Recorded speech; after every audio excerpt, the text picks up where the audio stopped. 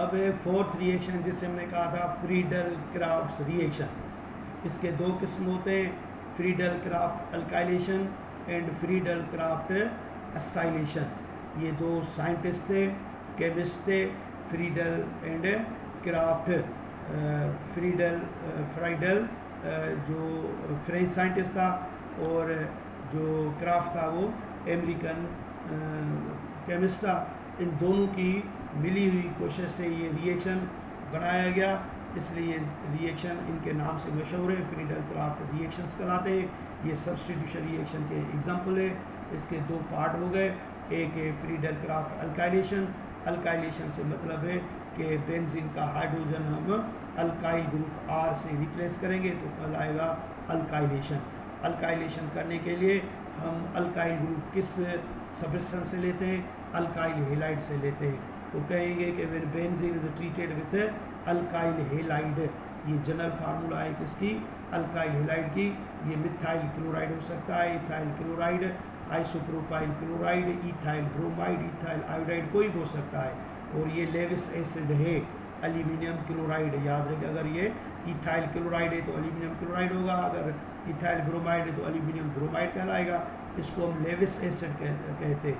और इसकी जगह पर हम फेरिक क्लोराइड भी यूज़ कर सकते हैं, क्योंकि फेरिक क्लोराइड भी लेविस एसिड है।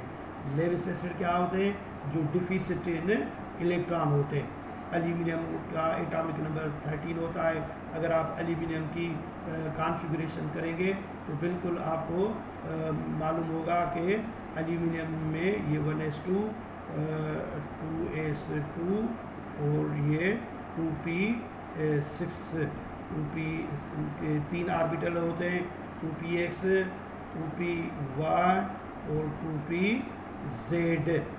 और एल्यूमिनियम का एटॉमिक नंबर होता है 13।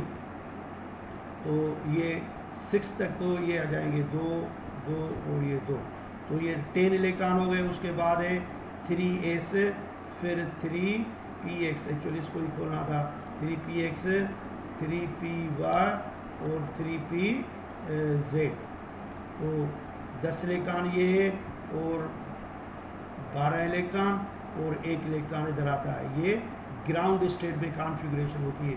जब एल्यूमिनियम बॉन्डिंग में डालेगा तो एक्साइटेड होगा, तो ये इलेक्ट्रॉन इधर से शिफ्ट होकर इसमें चला जाएगा। तो अनपेयर्ड कितने हो गए? 3। तो एल्यूमिनियम जो होता है वो इन 3 क्लोरीन के साथ सिग्मा बॉन्ड बनाता है, तो ये बन गया एल्यूमिनियम क्लोराइड। और आप देख रहे हैं कि 3pz जो ऑर्बिटल है अभी तक एम्प्टी है, खाली है, तो इसलिए हम एल्यूमिनियम क्लोराइड को बोलते हैं कि ये लेविस एसिड है, क्योंकि इसका ऑर्बिटल एम्प्टी है, डिफिसिट इन इलेक्ट्रॉन है। तो यही जो एल्यूमिनियम क्लोराइड है यही हमें हेल्प करेगा, किस में हेल्प करेगा? ये अल्काइल हेलाइड में से अल्काइल आयन, पॉजिटिव आयन बनाने के लिए हेल्प करेगा। तो ये हम मैकेनिज्म से देख सकते हैं। ये तो हो गया जनरल रिएक्शन।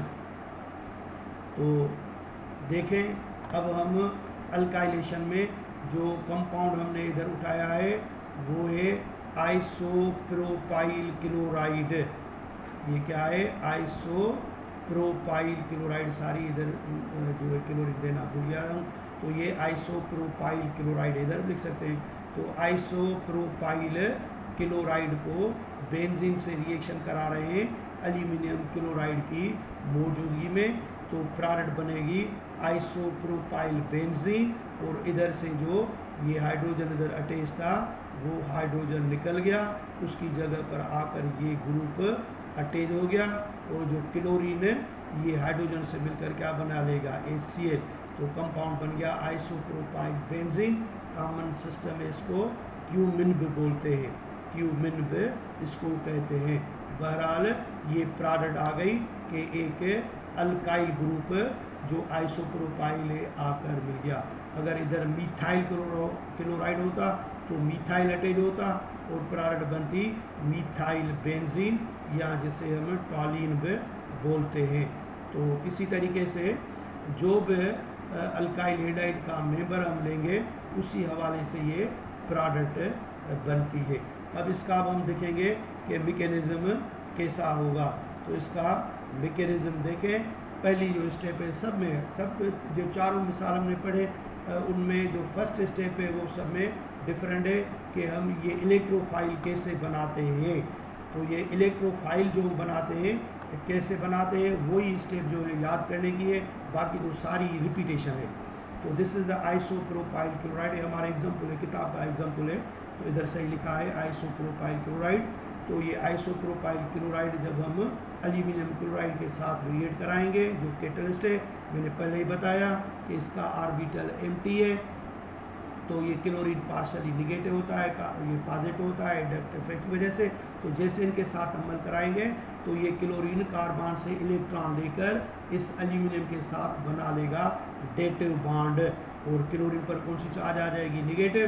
तो ये बन गया AlCl4 निगेटिव, ये एनायन बन गया, और ये दोनों इलेक्ट्रॉन इसकी तरफ चले गए तो इस कार्बन पर कौन सी चार्ज आ जाएगी, पॉजिटिव, और ये बन गया कार्बोनियम आयन जो स्ट्रॉन्ग इलेक्ट्रोफाइल है। अब स्टेप नंबर 2 पर अटैक होगा किसका, न्यूक्लियोफाइल का इसी कार्बन पर, या इसका इस पर अटैक होगा। तो इसी तरीके से एक पाई बॉन्ड इधर से दोबारा क्या होगा, इसे ब्रेक डाउन होगा, और ये कार्बन निगेटिव और ये पॉजिटिव जो निगेटिव बनेगा, ये इलेक्ट्रोफाइल उसके साथ इसी तरीके से बॉन्ड बना लेगा। फिर आप इसकी जो है वो रेजोनेटिंग स्ट्रक्चर बना सकते हो। 3 रेजोनेटिंग स्ट्रक्चर बनाते हैं, फिर उनमें से कोई एक लेते हैं। मैंने 2 स्ट्रक्चर बाकी नहीं बनाई है, एक ही काफ़ी है। अब आपने देखा कि ये जो अपना एरोमेटिक कैरेक्टर किस तरीके से रिस्टोर करेगा कि ये कार्बन और हाइड्रोजन के दरमियान में बॉन्ड ब्रेक डाउन होगा, ये दोनों इलेक्ट्रॉन इधर छोड़ कर जाएगा H पॉजिटिव की सूरत में, और ये बॉन्ड बन जाएगा और ये कंपाउंड बन गया। अब ये H आयन और ये AlCl4 जो आपस में मिलकर क्या बना लेंगे, वही कैटलिस्ट आ गया एल्यूमिनियम क्लोराइड, और प्रोडक्ट क्या आ गई, HCl। So this is the mechanism of alkylation, Friedel craft alkylation का ये मैकेनिज्म है। और इसी तरीके से असाइलेशन में क्या होता है कि हम बेंजीन को रिएक्ट कराते हैं, इससे रिएक्शन कराते हैं एसीटाइल क्लोराइड के साथ। उनकी जनरल फार्मूला है एसीटाइल क्लोराइड से हम बेंजीन को रिएक्शन कराते हैं। तो introduction of an acyl group in the benzene ring in the presence of an acyl halide and a catalyst aluminium chloride is called Friedel Crafts acylation या acetylation. जैसे इसका particular example क्या है, अगर मैं इधर CH3 लगा दूं तो ये कहलाएगा एसीटाइल क्लोराइड, इथेनॉइल क्लोराइड, ये डेरिवेटिव ऑफ कार्बोक्सिलिक एसिड होता है। तो फर्स्ट स्टेप ये मैकेनिज्म दिखाया गया है। फर्स्ट स्टेप में ये एल्यूमिनियम क्लोराइड लेविस वही है, इधर से क्लोरीन लेगा और ये बना लेगा असाइल ग्रुप। ये क्या बन गया, acyl group which is the strong nucleophile. अभी असाइल ग्रुप पर ये अटैक होगा और ये बन जाएगा सिग्मा कॉम्प्लेक्स।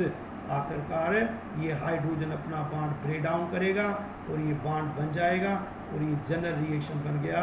मिसाल अगर हम इधर लगा दें CH3 तो ये कहलाएगा असाइल बेंजीन, और ये जो H आयन निकल जाएगा AlCl4 से मिलकर क्या बना लेगा ACl, और प्लस ये aluminium chloride as a catalyst मिल गया।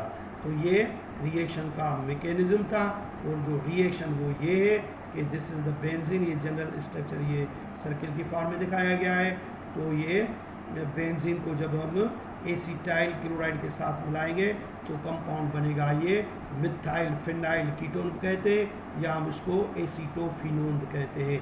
तो इस असाइलेशन का ये मैकेनिज्म है, जो हम मैकेनिज्म बिल्कुल कहते हैं कि अल्काइलेशन की तरह होता है। फ़र्क सिर्फ ये है कि वहाँ पर हमने इस्तेमाल किया था एसीटाइल क्लोराइड, और यहाँ पर जो हम इस्तेमाल करते हैं एसीटाइल क्लोराइड।